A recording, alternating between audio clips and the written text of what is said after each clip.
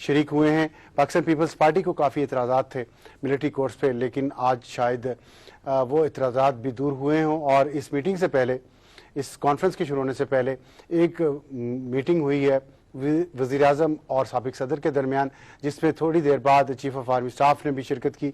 उसमें क्या बातें हुई हैं इसकी तफसीलात थोड़ी देर में आ जाएंगी। रफ़ीक रजवाना साहब, आप बताइएगा कि एक लग रहा था कि पेशावर वाक़े के जब दूसरे दिन वहाँ पे कॉन्फ्रेंस हुई है तो लग रहा था कि कंसेंसस हो गया, फिर इख्तलाफात ज़ाहिर हुए। अब फिर आज जो खबरें इस वक्त तक आ रही हैं वो ये है कि फिर इत्तफाक़ राय हो जाएगा और कल अगर कानून साजी हो जाती है तो चले एक चीज़ जो मिलिट्री कोर्ट्स है वो मसला हल हो जाएगा, लेकिन उस पर बार और बेंच किस तरह रिएक्ट करेंगे, इसके बारे में आप क्या कहते हैं? बिस्मिल्लाहिर्रहमानिर्रहीम। बात ये जी कि पेशावर के वाक़े के बाद उसके अगले दिन जो APC हुई उस पर कंसेंसस की आपने बात की, वो एक ब्रॉडर आस्पेक्ट था, उस पर एक ब्रॉडर एजेंडा रखा गया, एक वसी तर बातें थी। उसके बाद जब वो उनका कंसेंसस होने के बाद जब उसको इशू वाइज डिस्कस किया गया तो सबसे इम्पोर्टेंट इशू निकला फौजी अदालतों का क्याम। तो उसमें बेहतरी हुआ कि डिलिब्रेशंस हुई, डिस्कशंस हुई, फॉर एंड अगेंस्ट हुई बात, और उम्मीद है कि अब कंसेंसस हो जाएगा। फौजी अदालतों का क्याम देखने को तो बड़ा अजीब ज़रूर लगता है, मैं भी कानून और आइन का तालिब इल्म हूँ, मगर हालात ऐसे हैं, मखसूस हालात हैं, एक्स्ट्रा ऑर्डिनरी सिचुएशन है, एक्स्ट्रा ऑर्डिनरी सिचुएशन में एक्स्ट्रा ऑर्डिनरी स्टेप्स लेने पड़ते हैं। और बाकी रहा कि इस पे बार और बेंच किस तरह इसका रद्द-ए-अमल का इज़हार करते हैं। अब देखना यह है कि कौन सी किस किस्म की तरमीम आती है पार्लियामेंट में। कौमी असम्बली के इजलास कल बुलाया गया है। तरमीम, मैं सॉरी आपको कहता कलामी कर रहा हूँ, लेकिन तरमीम जिस तरह की भी हो, सुप्रीम कोर्ट का एक फैसला है कि मिलिट्री कोर्ट्स नहीं बन सकती, उस फैसले की रोशनी में तरमीम भी आएगी तो क्या वो मेरा ख्याल है जी कि उस वक्त बगैर तरमीम के एक एक्ट में तरमीम की गई थी जो मेरी याददाश्त काम करती है, ठीक है ना। अब अगर कोई आईनी तरमीम की बात होती है the situation will be different, ठीक है ना जी। कि कॉन्स्टिट्यूशन में जो कोर्ट्स का एक स्ट्रक्चर है कॉन्स्टिट्यूशन में, उसमें ये स्ट्रक्चर ये भी शामिल कर दिया जाएगा अगर आइन की तरमीम का फैसला होता है, या फिर आर्मी एक्ट में तरमीम का फैसला होता है कि वहाँ सिविलियन या दहशतगर्द भी ट्राई होंगे, तो वो एक एक्ट है, वो उसका तो नॉर्मल जो लेजिस्लेशन का प्रोसेस है वो होगा। तो इस वजह से उन फैसलों के बाद अब ये डेवलपमेंट जो हो रही है बाय वे ऑफ अमेंडमेंट, तो अमेंडमेंट पर्टिकुलरली अगर कॉन्स्टिट्यूशन में, अगर की बात है बहुत बड़ा अगर कॉन्स्टिट्यूशन में अमेंडमेंट होती है तो वो उसके मुताबिक देखा जाएगा। बहरहाल बात यह है कि एक सिचुएशन ऐसी है कि इस पेशावर के वाक़े के बाद दहशतगर्दी तो कब से चल रही है और उस पर कई इक़दाम उठाए गए। ज़रब अज़ब भी उसी का एक हिस्सा है जिसमें पाक फौज ने बड़ी कुर्बानियाँ दी, सियासी क़यादत ने, ANP की क़यादत ने कुर्बानियाँ दी, सिविलियन ने कुर्बानियाँ दी, बहुत बेगुनाह शहरी बेचारे शहीद हुए, अवाम ने कुर्बानियाँ दी और अभी तक कुर्बानियाँ दे रहे हैं। तो मैं समझता हूँ कि ये एक अच्छी बात है कि सर जोड़ के सारे बैठे और ये उन जिन्होंने शहादत का जाम नोश किया है, जिन फूलों के जनाजे उठे हैं, मुमकिन है उनका कौम पर ये एहसान ही सारी उम्र याद रहे कि उनकी वजह से ये सारे इकट्ठे हो गए और मामलात जो है सुधार की तरफ मजीद जा रहे हैं। एजाज चौधरी साहब, आपकी जमात के रहनुमा हैं हामिद खान साहब, बहुत सीनियर एडवोकेट है सुप्रीम कोर्ट के, सुप्रीम कोर्ट बार के साबिक सदर भी हैं। उन्हें एतराज़ात है बहुत ज़्यादा और उन्होंने खुल के इस पर बात की है कि मिलिट्री कोर्ट्स नहीं बननी चाहिए। लेकिन आज आपका जो वफ्द इमरान खान साहब की क़यादत में इस कॉन्फ्रेंस में गया है उसमें हामिद खान साहब नहीं थे। इसका मतलब क्या ये लिया जा सकता है कि आपकी जमात ज़हनी तौर पर तैयार होकर गई थी कि मिलिट्री कोर्ट्स के लिए चाहे आइनी तरमीम की ज़रूरत भी पड़े उसको सपोर्ट किया जाएगा? बहुत शुक्रिया अबसार भाई। वैसे मेरा ज़हनी रुझान जो है, ज़ाहिर है पार्टी के अंदर जो डिस्कशन और गुफ्तगू होती है वो हामिद खान साहब से मिलता जुलता है। अलबत्ता आपको पता है कि हमारे जमहूरी निज़ाम में सियासी पार्टियों के अंदर भी फैसला कसरत राय से होता है और जो एक कंसेंसस हो जाता है उसके मुताबिक फिर आगे बढ़ा जाता है। जो पहली APC हुई थी उसमें ये फैसला हुआ था कि बिलाशुबा ऐसी अदालतों की ज़रूरत है कि जो सूरत के साथ यानी केस जहाँ पे चलें और फैसले हों और उनके ऊपर अमल दरामद हो। उसी में मिलिट्री कोर्ट्स की भी बात हुई। फिर वहीं पर यह बात हुई थी कि तमाम पार्टियां अपने जो कानूनी माहिरीन हैं उनसे मशवरा कर लें और उनसे पूछ लें कि क्या मोडस ऑपरेंडी होना चाहिए और क्या रास्ता होना चाहिए कि बहुत ज़्यादा उसमें यानी तब्दीली न नज़र आए और बहुत ज़्यादा एतराज़ात की कोई गुंजाइश ना हो। लेकिन मुल्क जिस अलमिये से दो चार है, और ये कोई नया नहीं है, ये पेशावर के वाक़े से नहीं शुरू हुआ, 10-12 साल इस पे बीत गए हैं। चुनाचे इस पे रुझान गालिब है कि जो APC फैसला करेगी उसके साथ तहरीक इंसाफ जाएगी। उसके ऊपर तहफ़्फ़ुज़ात के बावजूद तहरीक इंसाफ का फैसला है कि हम यानी जो एक कंसेंसस बन रहा होगा उसके साथ अपनी राय को शामिल करेंगे। ताकि रुझान की आपने बात की है, रुझान तो गलत भी हो सकता है ना। देखिए, लोगों के एतराज़ात जो है मिलिट्री कोर्ट्स पे, और ख़ास तौर पे जब लोगों को ये, हमने मीडिया ने भी ये किया है, लोग सब ये समझ रहे हैं कि फांसियाँ दे देंगे जो लोग जेलों में बंद हैं इस वक्त, और ये मिलिट्री कोर्ट्स बन जाएंगी तो ये दहशतगर्दी का मसला हल हो जाएगा। क्या ये ऐसे ही होगा, ये सब कुछ होने दो स्टेप्स के होने से? देखिए, मैं एक बात आपसे अर्ज करता हूँ, 16 दिसंबर के वाक़े के बाद अब तक मीडिया के ऊपर और वैसे भी मुल्क में यूं लगता है कि जैसे एक ही मसला था 12 साल के इस मनेस का कि मिलिट्री कोर्ट्स इस मुल्क में बस वो यूं ही बननी है और बटन जो दबाया जाना है और उसके बाद दहशतगर्दी का खात्मा हो जाना है। हालांकि मेरा ख्याल ऐसा नहीं है, और जब तक इसकी आप तारीख के अंदर जड़ें तलाश नहीं करेंगे और उन इस यानी खबीस पौधे को उसकी जड़ों से नहीं उखाड़ लेंगे, उस वक्त तक इसका तदारुक करना महज मिलिट्री कोर्ट का मसला नहीं होगा। यानी मैं इस पे भी थोड़ी सी राय अगर आप इजाजत देना चाहता हूं कि एक हमारे जज हैं, अगर पूरी जज की हिफाजत का इंतजाम कर दिया जाए, उसकी सिक्योरिटी का इंतजाम कर दिया जाए, तो वो भी इंशाअल्लाह पूरी बहादुरी के साथ, खून कोई मिलिट्री ऑफिसर का अर्जा नहीं है कि उसको तो हम आगे कर दें ताकि उसके घर वालों बच्चों को भी धमकियां मिलती रहें और उसे भी धमकियां मिलें, और जज साहब का ज्यादा कीमती है उसको बचा के रख लिया जाए। मैं समझता हूं कि जो इधर खामियां थी वक्त के साथ साथ वो बढ़ती चली गई और हम सारा कुछ अपनी फौज के ऊपर लाद दे रहे हैं। अमलन तो दूसरी चीज ज्यादा बेहतर होती कि अगर हम अपनी जो जुडिशल सिस्टम है या हमारे जो जजेस हैं उनको तमाम वो मतलूबा सिक्योरिटी फराहम करते, जदीद जराए इख्तियार करते, तो ये हो जाता है। अच्छा, लेकिन अगर ऐसा नहीं है तो हम इसमें रुकावट नहीं बनना चाहते। अच्छा, इसकी वजह क्या है? दूसरी तरफ तवज्जो क्यों नहीं दी जा रही? खासतौर पे सारे लीडर्स बैठे हैं, पॉलिटिकल लीडरशिप भी है, मिलिट्री लीडरशिप भी है, दूसरा वो भी तो जरूरी है ना कि आप अदलिया को ठीक करें, जो मौजूदा अदलिया है, अगर उसमें कोई सुकम है, कोई गुंजाइश है। नहीं, मैं आपसे अर्ज करता हूं, मिसाल के तौर पे कोई 500-550 के करीब फांसियों के फैसले हो चुके हुए हैं और कई बरस से 5, 7, 8 साल से वो पेंडिंग पड़े हैं, तो क्या वो बेचारे जजेस का मसला है? इसका मतलब है कि मसला उसका भी कहीं और है।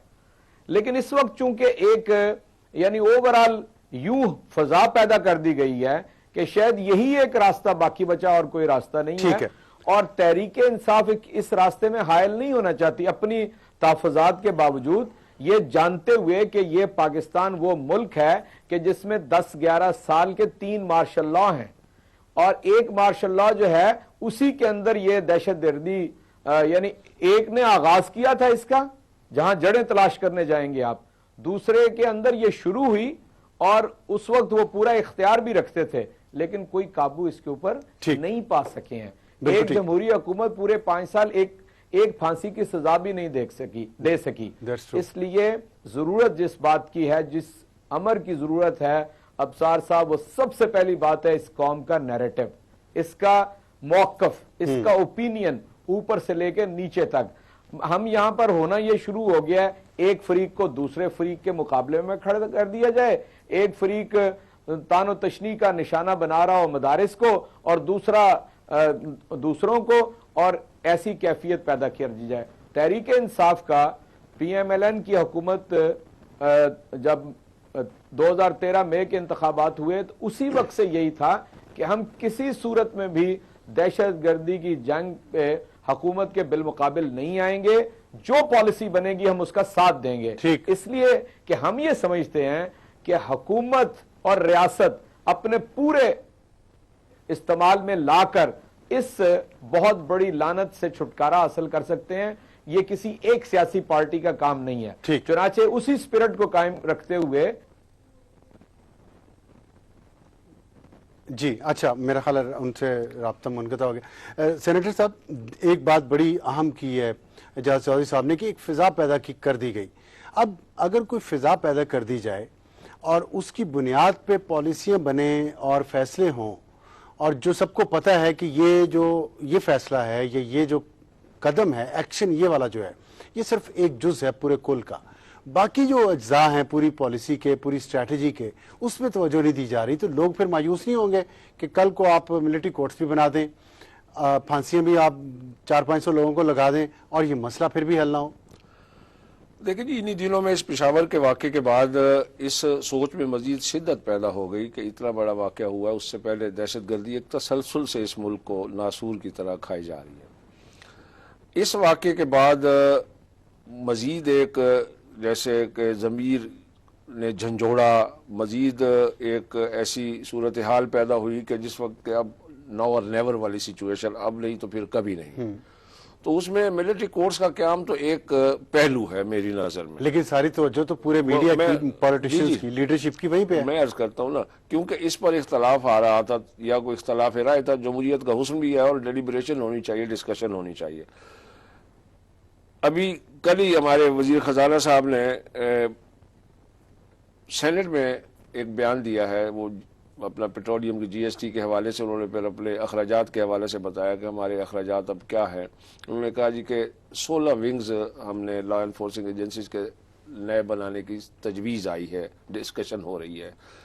9 बटालियन जो है ना बनाने की तजवीज़ ज़ेर गौर है, जिसमें से 3 की शायद मंजूरी हो जाए पैसे के हिसाब से, बाकी नेक्टा है और चीज़ें हैं, इदारों के सरबराह इन्हीं हवाले से, एजेंसीज के हवाले से उसको भी एक्सपीडाइट किया जा रहा है। आज ये फैसला हो जाता है पार्लियामेंट में तो डेफिनेटली ये एक कोर्स का तो तब काम है ना कि कोर्स में जब कोई मुलजिम जो है उसको गिरफ्तार करके उसको ट्रायल के लिए भेजा जाएगा। उससे पहले दहशतगर्दी को जड़ों से रोकना या जड़ों से काटना, उसका कोर्स से ताल्लुक उतना नहीं है जितना कि मौके पर है या उस पॉलिसी मेकिंग में है। डेफिनेटली वो भी, उसके बारे में भी सोचा जा रहा है, वो ज्यादा, इससे भी ज्यादा सीरियस है, इससे भी ज्यादा सीरियस है। मुल्क जिन हालात से गुजर चुका है, अब तो इस पर तकरीबन ज्यादा से ज्यादा तवज्जो मरकूज करनी पड़ेगी और इस कंसेंसस से मजीद फ़ायदा उठाना चाहिए कि उस पर मजीद पॉलिसी मेकिंग भी इसी कंसेंसस से हो कि किन किन इदारों को किस तरह मजबूत किया जाए। अंडर कंसिडरेशन भी है, जैसे मैंने पहले आपसे गुजारिश की है, अंडर कंसिडरेशन भी चीज़ें हैं, जैसे विंग्स की बात कर रहा हूँ, बटालियन की बात कर रहा हूँ,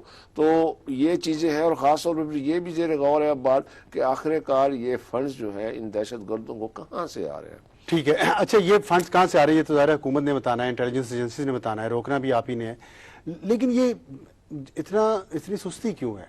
मसलन 15 दिन हो गए हैं, लोग कह रहे हैं कि मीटिंग्स हुए जा रही हैं, कमेटियां बने जा रही हैं, लेकिन एक्शन कोई नहीं हो रहा। एक्शन कौन सा है जो मिसिंग है? मेरा ख्याल है जी ये मसला ऐसा है कि इसको जल्दबाजी में नहीं लेना चाहिए। 15 दिन में या 20 दिन में ये हो जाए और उसके बाद इसकी पॉलिसी मेकिंग हो जाए तो उस पर फिर अमल दरामद शुरू हो और अमल दरामद के बाद उसका रिव्यू होता रहे पीरियोडिकली, ताकि उसमें पता चले कि जो पॉलिसीज़ बनाई गई हैं उसका क्या रिएक्शन है या उसका क्या अमल दरामद हो रहा है, उसका क्या रिजल्ट है। अगर उसमें जो खामियाँ होंगी उसको फिर रिव्यू किया जाए तो हो जाएगा। मेरा ख्याल है इन्हीं दिनों में, शायद चंद दिनों में मजीद ये मिलिट्री कोर्ट्स या जो भी अदालतें बनती है कल कौमी असम्बली में बात सामने आ जाएगी।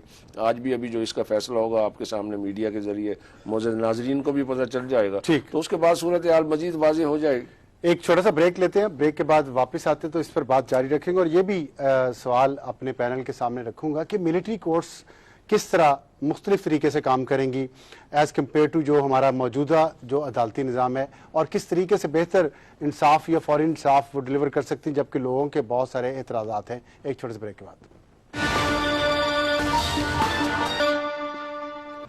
प्रोग्राम में दोबारा खुश आमदीद। एजाज चौधरी साहब, आपसे बात का आगाज़ कर लेते हैं क्योंकि वक्त बिल्कुल कम रह गया। आपने देख लिया कि वो प्रेस टॉक्स हो रही है मुख्तलिफ लीडरों की कॉन्फ्रेंस के अख्ताम के बाद। आपसे सिर्फ ये सवाल है कि पाकिस्तान तहरीक इंसाफ कल कौमी असम्बली के इजलास में जाएगी इस बिल की मंजूरी के लिए जो पेश किया जा रहा है इस नेशनल एक्शन प्लान के तहत? अबसार भाई, अमलन हुआ ये है कि आप वहाँ इस्लामाबाद में सारी बात सुन भी सकते थे और आपने मॉनिटर भी किया है।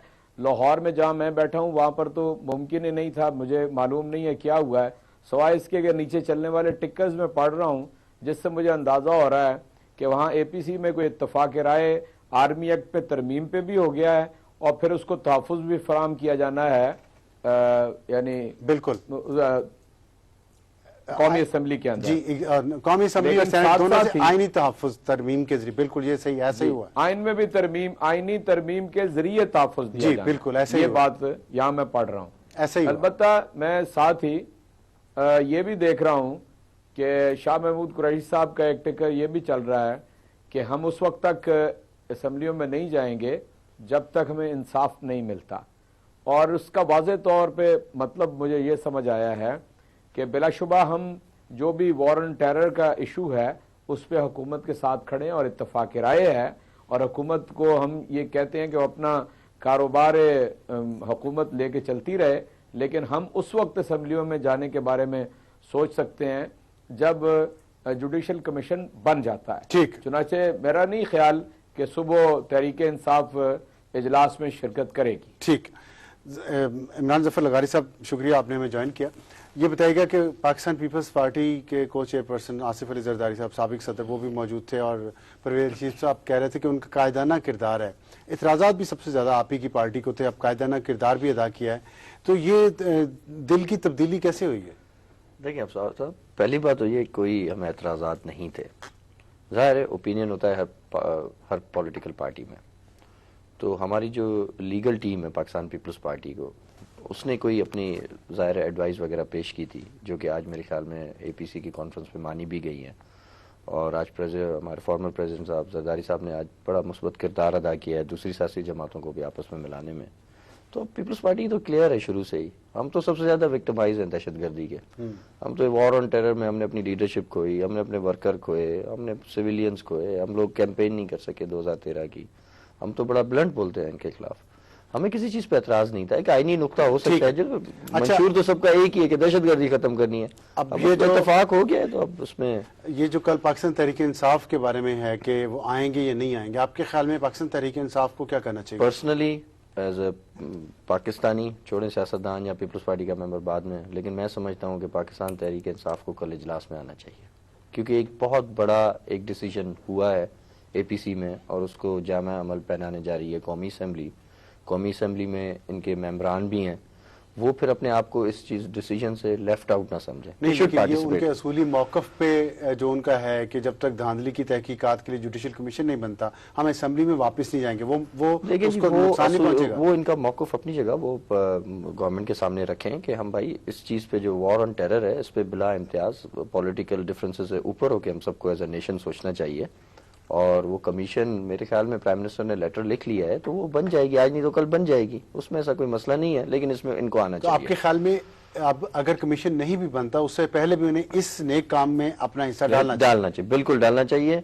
और मैं समझता हूँ कि जिस तरह इनकी पिछली जो सियासत रही है पिछले 1-2 साल में जब ये आए थे, जिस तरह मुज़ाकरात की बात की थी और जिस तरह PTI पे कुछ इल्जामात भी लगे थे, तो इस तरह इस कौमी असम्बली में बैठने से कम से कम ये क्लियर हो जाएगा कि PTI भी इस चीज का हिस्सा है, सिर्फ APC में नहीं बल्कि उन्होंने वोटिंग में भी हिस्सा दिया है अमली तौर पर। अमली तौर पर रोजाना साहब, हुकूमत बना क्यों नहीं देती जुडिशल कमीशन? अब जो बात होगी ये सब देखें आपके सामने, वो लीडर्स आए हैं, उन्होंने बात की है, सब खुश भी हैं इस मामले में कि इत्तफाक राय जारी है, तो अब जुडिशल कमीशन भी अगर बन जाए तो ये यकजहती आगे बढ़ सकती है। लेकिन जी आज वक्त जो है जुडिशल कमीशन का मुतालबा एक तरफ फिलहाल रखें फॉर द टाइम बीइंग, आज जो वक्त है तो क्या ये दहशतगर्दी का इशू, पेशावर के शोधा बच्चे, और हम अप्रिशिएट करते हैं तहरीक इंसाफ के रोल को जो APC में आई और उन्होंने अपना रोल अदा किया, अपनी पार्टिसिपेशन की। अब उसको अमली जामा पहनाने के लिए पार्लियामेंट में उनका जाना मेरी नज़र में ज़रूरी है। उस पार्लियामेंट में इस कार्य खैर या इस काम के लिए ना जाने की वजह जुडिशल कमीशन को बना ले, तो आप जब कंपैरिजन करें इश्यूज का, जुडिशल कमीशन के इशू का और इस मामले का जो हसासियत है जिसके लिए सर जोड़ के सब बैठे, तो मेरा ख्याल है इसको ज्यादा वेटेज है, इसके लिए उनको जाना चाहिए, मशरूत चले जाए, कहें कि हम इसके लिए जा रहे हैं, इसका वोटिंग दे के उसके बाद फिर हम नहीं जाएंगे। मेरा ख्याल है इससे तहरीक इंसाफ के कायदीन का भी और उनके मेंबरान पार्लियामेंट के कद में इजाफा होगा। लेकिन एक मैं वैसे जुडिशल कमीशन की बात कर रहा हूँ, आपकी बात ठीक है, मैं एक वैसे सवाल पूछना चाह रहा हूँ कि उन्होंने आपको सपोर्ट पूरा किया, धरना खत्म कर दिया, वो APC सारी में गए, खुद खान साहब हर जगह शिरकत की अपने वफ्द के साथ, तो उन्होंने अपनी कमिटमेंट तो शो कर दी, अगर वो वोटिंग में नहीं आते तो उससे फर्क तो कोई नहीं पड़ेगा। बात यह है जी, मैं मॉरल पहलू की बात कर रहा हूँ, ठीक, मैं काउंटिंग पे नहीं बात कर रहा कि नहीं आएंगे तो खुदा ना खास्ता बिल जो है ना वो पास नहीं होगा। मगर बात यह है कि इस वक्त जो पैगाम मैसेज देना चाहिए कि मिलकर ये कानून पास किया है, ठीक है। इस पर जुडिशियल कमीशन के इशू पे आज असेंबली की बाइकआउट या असेंबली में गैर हाजिर नहीं होना चाहिए। दूसरी बात रही जो आपने जुडिशियल कमीशन की बात की है, वो तो हमने पहले दिन इमरान खान साहब ने कंटेनर पे मुतालबा किया, दूसरे दिन नवाज शरीफ साहब ने, प्राइम मिनिस्टर साहब ने खत लिख दिया। अब वो लेकिन डेडलॉक तो अभी भी है, बात ये डेडलॉक अपनी जगह पे, वो कह रहे हैं आपकी वजह से गुजारिश है नहीं, हमने तो खत लिख दिया, उसके बाद दोबारा भी सुन रहे थे, मेरे इल्म में पूरा नहीं है। अब ये सुप्रीम कोर्ट ऑफ पाकिस्तान ने फैसला करना है, उन्होंने जुडिशियल कमीशन बनाना है, ठीक है। आज ये तकाजा, आज ये वक्त नहीं, आज बल्कि इतना कह देते कि जुडिशियल कमीशन की बात बाद में करेंगे, कल हम पार्लियामेंट में जाएंगे। एजाज साहब, क्या मशरूत वापसी कल हो सकती है सिर्फ इस बिल पे वोटिंग के लिए, और उसके बाद फिर कहा जाए कि हम तब तक नहीं आएंगे, अपना एहतजाज जारी रखें?